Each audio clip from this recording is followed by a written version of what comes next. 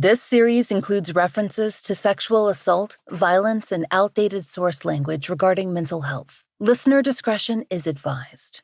This is part 2 in a 2-part series. Please listen to part 1 before listening to this episode.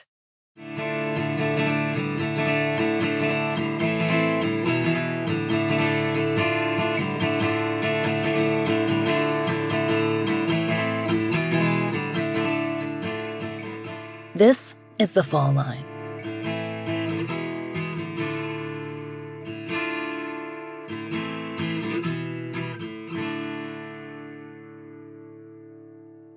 Last time, we introduced you to Ricky Lee Franks, a 24-year-old man who disappeared from his hometown of Nashville, Tennessee, on June 7, 1985. Ricky had just returned from a group home living situation in nearby Dickson, and it's unclear to this day precisely how Ricky made it back to Nashville. He told his mother and youngest half-sister that he rode there on the Greyhound.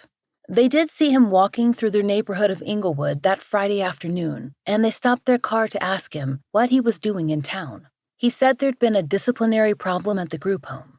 But when his oldest sister, Sylvia, called the home to check, she was told that Ricky had actually been dropped off at a local Nashville mission house where men could stay, a kind of shelter. But the mission didn't have any record of Ricky checking in, and none of his belongings were there. And when the current detective on Ricky's case, Matthew Filter of Metro Nashville PD, did a new round of interviews in the mid-2000s, he got a third story. The owner of the since-closed group home told him that Ricky's own mother had come to Dickson and picked him up 2 weeks before, in May of 1985. He told Detective Filter there had been no disciplinary issues. But Sylvia doesn't believe that. She would have known about Ricky coming back to Nashville. Though she'd been living in California for a few years prior to Ricky's disappearance, she'd moved back to Nashville earlier in 1985. She and Ricky were very close, and she would have seen him and talked to him if he'd been back in town for 2 weeks. In fact, she was worried that she hadn't heard from him for a few days that June. That's how she'd found out from her mother that he'd been spotted in Nashville, in their own neighborhood. No one had told Sylvia, or their other siblings who didn't live in the home. Their mother felt sure that Ricky would turn back up, but Sylvia wasn't so sure. After she did her best to find him on her own, she was the one who made sure a missing persons report was filed with the police. Ricky had lived successfully and independently with a boyfriend for some time in Nashville, but after his partner moved on to Texas, he wasn't able to maintain his own apartment without complaints from the landlord. That's when Ricky moved into the facility in Dickson. There had been concerns about that group home. Some members of Ricky's family questioned whether he needed to be there. He was diagnosed with what Sylvia told us was described to her as, quote, paranoid schizophrenia, and with a non-specific intellectual disability. How accurate any of these descriptions really were, Sylvia isn't sure. She feels that, more than anything, Ricky struggled with extreme anxiety and learning disabilities. Through the years, he had a number of what Sylvia described as outbursts, stress-related, she felt. For instance, Ricky had once called in a bomb threat to Vanderbilt Hospital when he'd been left alone all day in Sylvia's apartment. That's one of the reasons the family had decided on the group home, but they worried about Ricky there. He said that he was being threatened. Detective Filter told us about some of the information he gathered during interviews with Ricky's family. Some of the family told him that they didn't think Ricky needed to be in that home at all, and that he could have lived in a more independent situation. Detective Filter told us that Ricky's mother apparently visited the group home every few weeks. It wasn't clear if these were purely social visits or if she was worried about the treatment that Ricky was receiving at the facility. As for Ricky's sister Sylvia, she was unhappy with his placement in the group home from the start, where she says that he was frightened, but she was even more worried when she discovered he'd been in Nashville for days with no home base to return to, and he hadn't called her. And he should have. Back in the 1980s, when Ricky went missing, Sylvia knew very little of her brother's movements on June 7, 1985. She didn't find out until a few days after Ricky's disappearance that their mother and sister had seen Ricky on Shelton Avenue in Inglewood that Friday afternoon. If you'll recall, their mother had gone to get Ricky something to eat, and when she returned, Ricky was gone. That's all Sylvia knew back then when she filed Ricky's missing persons report. She wouldn't find out until years later that Ricky had actually come to their family home while their mother was out getting food. Their half-brother had been inside at the time and had decided not to answer the door. He was the last person in the family to see or hear Ricky that day. Detective Filter interviewed Ricky's half-brother many years after Ricky's disappearance. You'll hear Detective Filter refer to the half-brother as Ricky's stepbrother in the following clip. That's because they are sometimes referred to as stepbrothers in the police paperwork. I did talk to the stepbrother, and he admitted to me that the last time Ricky was seen, he said that, yeah, Ricky came to the door of the house. He asked to see either his mother or Sylvia, but he told Ricky that Shirley was gone, but would probably be back in a few minutes, and he could wait on the porch if he wanted to. And he said Ricky sat out on the porch for about 10 minutes, and then took off walking down the street. You know, he described Ricky as appeared to be in distress, but didn't really know why. And he also made the comment that he thought that Ricky had just gotten out of jail, which I thought was kind of odd because, Ricky had been living in a group home for, at least the last couple of years. So if he had left that group home, whether voluntarily or involuntarily, and showed up the house, he was probably showing up there to see if he could stay there because he had nowhere else to go. And the fact that he always stayed in regular contact with Sylvia no matter what, from that day forward, Sylvia never heard from him again. That something happened to him shortly after he was last seen at that house. Ricky had been in jail, briefly, after the Vanderbilt bomb threat, but that was long before his stay at the group home. And there were no records from June of 1985 to show that Ricky had been arrested in Nashville. So we aren't sure where that confusion originated. Ricky's half-brother said that Ricky had walked off down Norville Avenue, but where he could have gone from that point on was limited, because Ricky didn't drive, and he wasn't a regular user of public transport. Wherever Ricky went, if he went anywhere, he walked.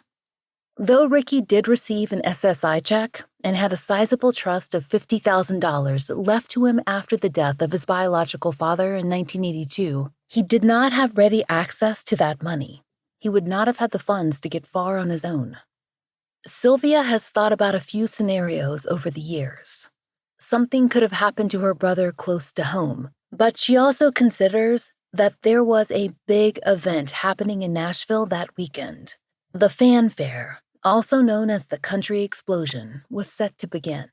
Now known as the CMA Country Music Festival, the fanfare began in 1972, and according to its official website, involved the Tennessee State Fairgrounds through the late 1980s.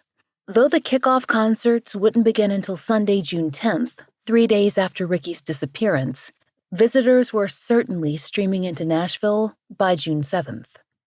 In Nashville, they have the Country Music Festival. During the time that they were having fanfare is when Ricky disappeared.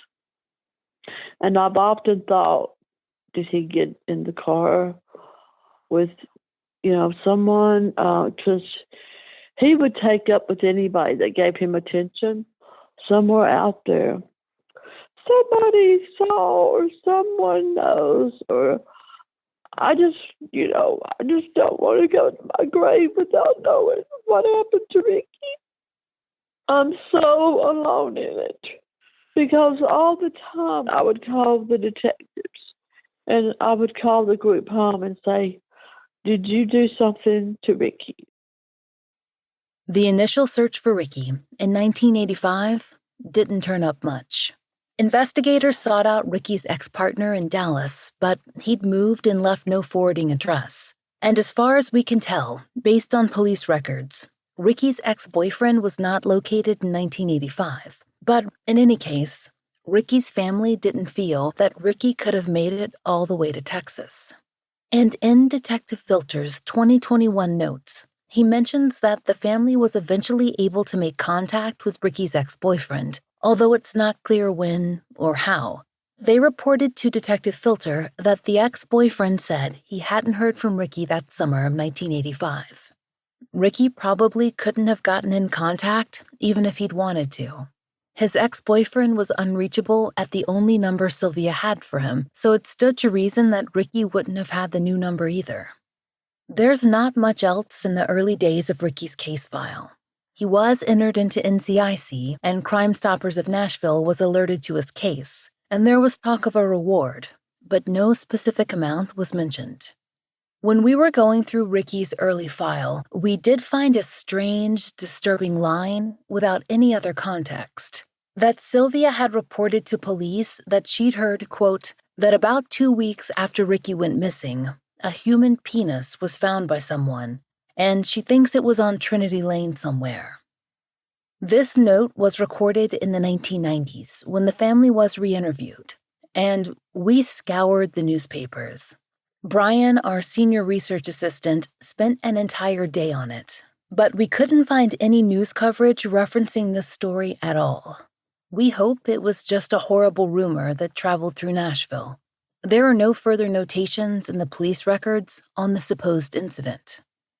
The police file also notes that Sylvia saw a John Doe, or unidentified decedent, featured on the TV show Unsolved Mysteries back in either the late 1980s or early 1990s. One she felt was a strong match for Ricky, but when she called the tip line, she was told that the John Doe victim had red hair and not blonde. Sylvia had some frustration with the initial investigation, something that she discussed with us. She recalled some of her earliest discussions with an initial responding officer. I said, what are you going to do? I mean, what are you going to do about this? And he said, well, the first thing I'm going to do is just question all the neighbors to see if they saw him walking in the neighborhood. I found out he never questioned any neighbors. He never questioned anyone. And he just thought of Ricky as, he probably ran his record and saw that Ricky had been in trouble and had a mental illness and said, oh, well, I don't want to deal with him. So I confronted him years after I came back from L.A., and I went to see him, and I just told him, you never did anything to find Ricky. I said, you tried to always discourage me. And he just didn't. He never denied it. He said, I didn't really have anything to go on. I said, but you lied and said you questioned people, and you didn't question anyone. And the detective now, Matthew Filter, he's been so great about really sticking with it. When DNA technology became available to departments in the late 1990s, Metro Nashville PD came to Ricky's family and they asked for swabs. They wanted to have his mother and middle sister, another full biological sibling like Sylvia, on file for possible testing. Sylvia was back in California at that time, so her mother and sister were the best options for the samples. There were limited family members who could contribute, so getting the right sample was vital. That would allow detectives to rule out unidentified decedents as possible matches for Ricky, and if a living person was suspected of being Ricky, if there was some reason his identity couldn't be proven, they'd need those samples too. Detective Filter wasn't on the case at the time, but he's reviewed the notes and spoken with former investigators. He gave us some insight into that process at the time. When a detective, David Miller, who's now retired, he had gotten this case, I want to say back in the 90s, and he had just done just a brief review. And of course, DNA, law enforcement was still in its infancy, but there have been recent developments where they were able to take DNA from family members and be able to create profiles to compare against DNA of unidentified remains. And he goes over to the family and just wants to go back over and make sure that he's got everything, because not all detectives are great at doing reports and keeping notes. And so he just wanted to go over and make sure that he had all the facts correct and just had all the facts, and then also collect DNA. Detective Filter and Sylvia told us that Ricky's mother was at first hesitant to contribute her DNA. There are many reasons, especially back in the 1990s, when the science was more poorly understood, that could have been behind her reasoning. But their mother and their sister eventually did give those samples. And then, each detective that followed brought some new search or added a database entry to the case. For instance, in 2006, after all the state's mental health records were digitized, a thorough check was done for Ricky throughout Tennessee. There was no sign of him. There was also no trace of any death certificate issued in Ricky's name. Not that the detectives expected that there would be, but it's a check that needed to happen. Sylvia couldn't shake the notion that something could have happened to Ricky close to home. Sure, he could have caught a ride anywhere, out of Nashville with someone. Maybe he had thought of Texas, but couldn't quite make it there. But Sylvia wondered. After all, the last place he was seen was the front porch of his own childhood home. Nashville PD looked into the neighborhood man who'd allegedly sexually assaulted Ricky when he was still a minor. If you'll recall from our last episode, that man had been convicted, along with several others, of a robbery, kidnapping, and sexual assault. Those crimes were committed in the late 1970s, and based on police records, the man who allegedly assaulted Ricky would have been in prison through the late 90s, so not in the neighborhood or in Nashville in 1985. Some of his friends might have been, though.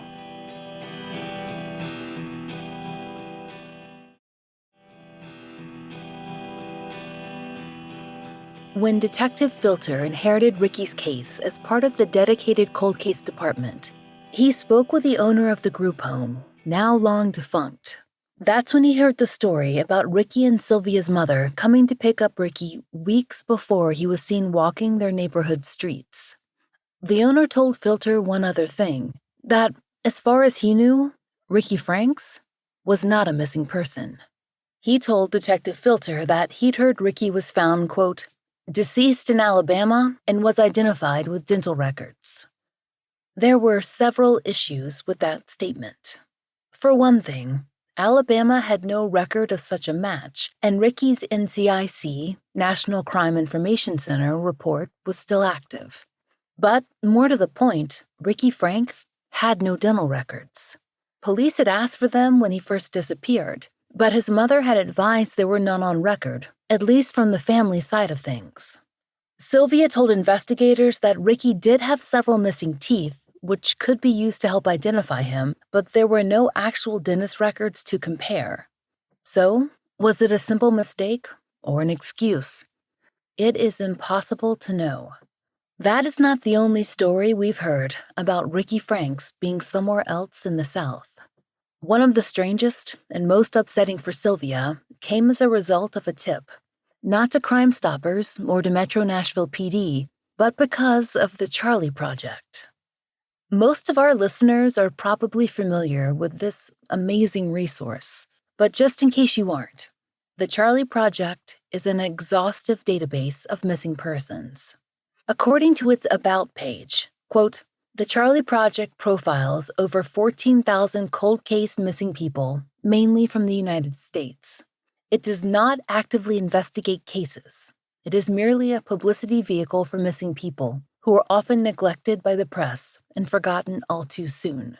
A person must have been missing for at least 1 year to be listed, end quote.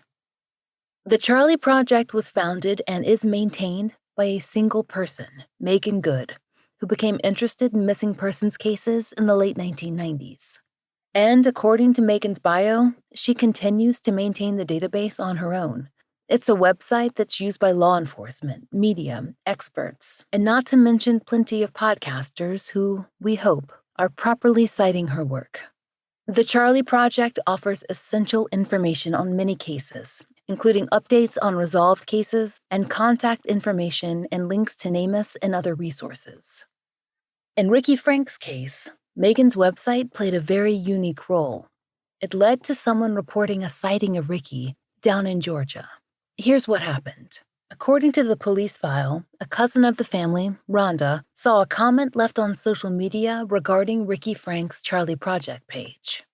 A woman living in Douglasville, Georgia, advised that she'd seen Ricky in Georgia sometime in 2014. Rhonda got in contact with this woman who said that, quote, Ricky Franks told her he was going to Alabama to look for work. The woman described Ricky Frank's mannerisms, which Sylvia Frank said did not sound like Ricky Frank's, end quote. When Sylvia heard this story, she found it unlikely from the start. In her experience, Ricky had never been employed, so the idea that he would be traveling alone and actively seeking work seemed unlikely to her. But there were other issues too. Metro Nashville gained more details about Rhonda's conversation with the woman who said she'd had contact with Ricky. Per police records, the woman told Rhonda that, quote, Ricky Franks lived near her with a pastor and his wife in 2014 or 2015 and had stayed in the pastor's barn. The woman told Rhonda that she had documents signed by Ricky and would send those documents to her, end quote. But Rhonda advised that she hadn't received those documents or heard back from the woman on social media. So, Metro Nashville reached out. The woman in Douglasville told Detective Filter that, quote, she first saw Ricky Franks in 2010 and that he was a drifter who would usually come through Douglasville, Georgia around Christmas time. She didn't know where he came from or where he was going.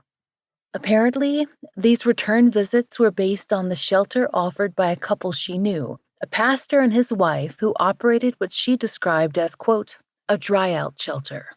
She said that the man that she knew as Ricky Franks had been, quote, invited to stay at the pastor's house, but preferred the barn. According to the woman in Douglasville, the last time she saw Ricky Franks was January 29, 2014. That's when the man she knew left the area after, quote, some type of disagreement with the pastor and his wife. The woman in Douglasville became involved in Ricky Lee of Nashville's case because she found out, she says it was around 2014, that there was a Ricky Franks who was a missing person. She said that posts on Facebook indicated that Ricky Franks had been seen in various locations around the South, including Fitzgerald, Georgia. Someone else posted that, quote, Ricky Franks had told someone he was going to Mobile, Alabama for work, and, vaguely, that, quote, he had also mentioned at one time receiving some type of settlement in Macon, Georgia. There were no more details provided on that point. The woman in Douglasville said that once she and others in town knew there was a missing man by the name of Ricky Franks, they attempted to reach out to Metro Nashville PD, but she reported that she'd called the Missing Persons Department, and she'd been told, quote, if they could not produce a picture of Ricky, nothing could be done. That's when she began to look for family members online, which led her to social media posts concerning the Charlie Project's page. When Detective Filter interviewed the pastor and his wife, he gained a little more information. The man in question apparently looked much like the police description of Ricky Lee Franks of Nashville, except that, quote, he was balding. They didn't report, though, that he had stayed with them multiple times. Rather, they said that he came to their home in 2014, not 2010, and that he'd only stayed in the barn for one night. They told him that, quote, they would have to run a background check on him so that he could continue to stay, and at that point he left. The couple said that, after that, they were interested in this Ricky Franks. Why had he left so quickly? They decided to look him up online, and that's when they discovered the missing persons report listed under the very same name. Ricky Franks is not an overly common name, certainly. The pastor and his wife did try to let police know, but by then, Ricky Franks had left town. Detective Filter was able to communicate with several other locals who'd seen the man known as Ricky Franks. One mentioned that he had bright blue eyes and was, quote, very dirty, as if he'd been living without shelter. That resident offered to, quote, wash Ricky Frank's clothing, but he had declined. The pastor and his wife were able to offer a copy of Ricky Frank's signature. He'd spent at least one night at a local shelter, so he may have signed in there, or it's possible that he signed in when he stayed in the barn. This signature was shared with Metro Nashville PD. When Sylvia heard this story, she still had trouble believing it. I said, Ricky, if he was alive and well, would call me. And they said I said, they said they had his signature. I said, okay, can you send it to, and Matthew had it. And I said, this is not Ricky's signature. This is a person, an older person. See, Ricky could not write good. I said, no, this is not Ricky's signature.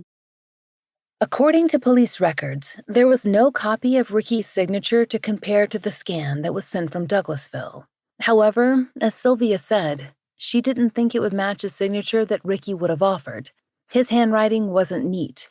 The idea of Ricky traveling on his own across states for long periods of time was also hard for Sylvia to believe. She thinks that he would have reached out to her and that he may have had trouble with continued interstate movement without some guidance. She also thinks he would have tried to make it back to Tennessee, to Nashville. There haven't been any other signs of this Ricky Franks who was in Georgia, but we ask our southeastern listeners, especially in Georgia and Alabama, if you did have contact with someone calling himself Ricky Franks anytime from 2010 on, please contact Metro Nashville Police. We'll give you that information at the end of the show. As far as Sylvia's concerned, it feels like a coincidence, a painful one.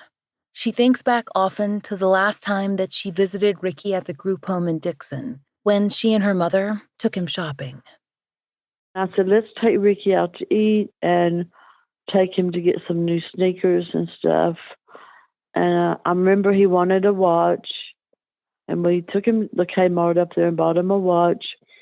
But, it was so frightening and scary and weird, which all this has been. But that day, when we drove off, I was in the back seat, and I just something said, turn around and look at Ricky again. And I did, and I thought, why did I do that? And I just thought, am I going to see Ricky again? And I never did.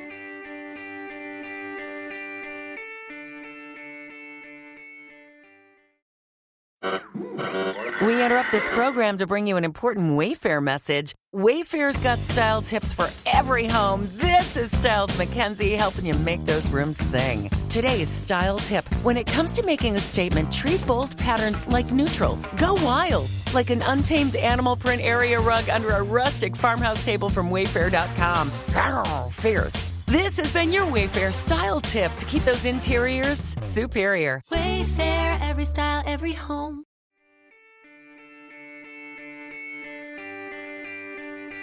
As with any family in a long-running case, Sylvia has gone over every possibility in her mind. But she keeps returning to their own neighborhood. Who or what, she doesn't know. But he was last seen so close to home, walking down Norville Avenue. Every detective probably has their idea of what happened. And it's pretty horrible when you have to suspect people that you know. See, I ran into a neighbor. She used to live down the street from us when we were kids, and she said, she just said it's just as a matter of fact. And for me, it's like a dagger in my heart. And she said, oh, did y'all ever find Ricky just like that? And I said, no. And she said, well, that he was a neighborhood punk. She said, well, he hated him. He probably killed him. There were neighborhood kids that didn't like Ricky. I don't know. Obviously, I'll never know at this point unless somebody's conscience or their memory. I don't know what it takes for a person to come forward because there's been many hypotheses, about him. And of course, I went to psychics, desperate to find out get some kind of lead or something that I could follow up on. The psychic I went to, I know every person has a missing person, I think, but she said, no, he's gone. And he was hit with a heavy object, and he was buried near a train area and near water. And see, that would be Shelby Park, which is near my mom's. But after all these years, there's nothing left of him, I'm sure, except, I would love to think, yes, he's the guy down in Georgia working. And somebody said, well, one of the detectives said, well, maybe he developed amnesia from all the medication. I said, okay. Of course, I would love to think Ricky's out there, and maybe he is. So I'm just hoping and praying that this podcast, I hope that somebody knows something and saw something, and I can find out what happened to Ricky. I feel blessed that Matthew Filter is doing this. It's more than we've gotten from any other detectives. And as you can see, it's not much to go on with no DNA, no blood. Several times the detectives would call and say, we found a body, but it wouldn't be Ricky. And so I thank you, and I just want to know, and I'm so glad you didn't use the word closure, because there is no closure. It's like you just want to know. I want to know what happened to my brother before I go. Detective Filter is used to speaking with family members like Sylvia, who are waiting for answers that may never come. It's the waiting, the stasis, that's the hardest. Sylvia is probably one of the sweetest ladies I've ever spoken to. The whole thing with Ricky just really, it just tears her up. I mean, it's very rare that I talk to her and she doesn't at some point break down. It's really just been devastating to her because she was just so close to Ricky. With cold cases, I always encourage a family that if they don't hear from us, especially if it's been a year or so, I always tell anybody that I'm cases I'm working, I always tell family, I said, feel free to call me, because sometimes there isn't anything going on. I mean, it's not that we're not paying attention to the case, but sometimes leads just get completely exhausted, and we're just not really sure what to do. And so all we can do is from time to time just keep reviewing over cases and just taking a look at it and seeing if there's any evidence that we can maybe process with new technology that's come out, or maybe some information has come up that we need to go and re-interview some people. But I always encourage the families just to call me, and I think that's just something that if you're going to do this job, you just have to be willing to deal with these families and give them some time to discuss the case and let them know that the case isn't forgotten, it's not closed. It's just this is where we're at with it. And most of the time, when you explain that to them, most families are going to be content with that. They're going to understand that you can only do so much, and then it's just out of your hands. But I've always looked at this job, especially in the world of working homicide, that this isn't a 40-hour-a-week job. you've got to, you aren't going to be successful at this job if you're just going to look at it. I'm going to come in at this time and I'm leaving at this time. It's just not going to work. You just got to kind of play things out as they come. And if that means a family member calls and you got to spend an hour and a half on the phone talking to them, I mean, that's just what you do, especially if you haven't spoken to this family in a year or more. It's just something that you got to make time for. And, I just consider it a part of my job. If you lived in the Norville Avenue or Shelton Avenue areas, which we're told is also known as the neighborhood of Inglewood, in 1985, and have any memory of seeing Ricky Franks that summer, please reach out to Metro Nashville PD.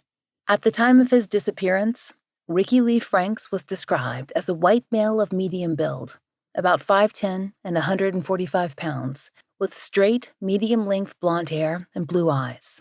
He was last seen wearing blue jeans and a blue shirt. You can see a picture of Ricky on our social media. You can contact Detective Filter at 615-862-7803. You can also call Nashville Crime Stoppers at 615-74-CRIME or 615-742-7463. Callers remain anonymous and qualify for a cash reward. If you know of a case that should be covered on the Fall Line, there's a link to our case submission form in the show notes. Thank you for listening. The Fall Line is an independently produced show, and we appreciate listener support. It allows us to do research, obtain FOIA, pay our content advisors, and support and donate to the causes we care about. If you try out the products we advertise, please use our sponsor codes. It really helps.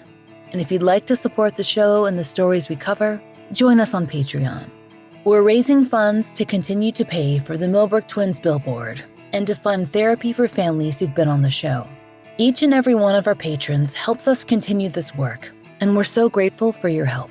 On Patreon, you can get early release ad-free versions of our regular episodes, plus blogs for only $5 a month.